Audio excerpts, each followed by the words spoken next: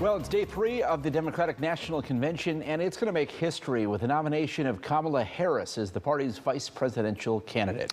The party's heavy hitters are also taking the virtual stage tonight. WGN political reporter Taman Bradley here with more on what we can expect tonight. Micah and Ben, good evening. The evening kicks off with another former Biden presidential rival, Elizabeth Warren, trying to unite Democrats, and the night wraps up with Barack Obama speaking from the Museum of American Revolution in Philadelphia. Thank you very, very much from the bottom of my heart. After the Biden family took center stage on day 2, how do you make a broken family whole? The same way you make a nation whole.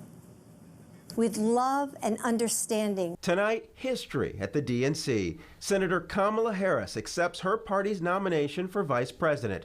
She's the first black woman and Asian woman on a major party ticket. America is crying out for leadership.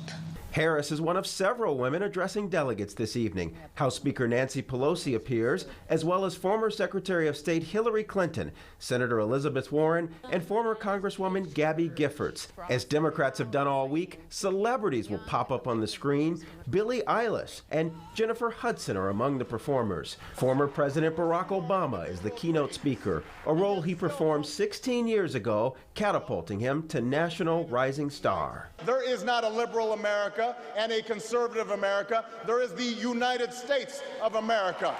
Today, the Illinois delegation's afternoon briefing showcased women leader. What is clear is that the call for racial justice will never be realized without economic justice.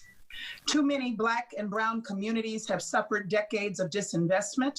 We are a country of morals, compassion, but we're also the Democrats are the party of solutions.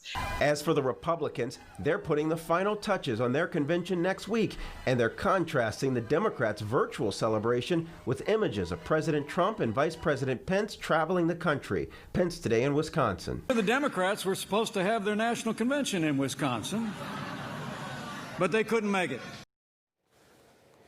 And expect former President Obama to hammer his successor. According to excerpts, he will say Donald Trump hasn't grown into the job because he can't.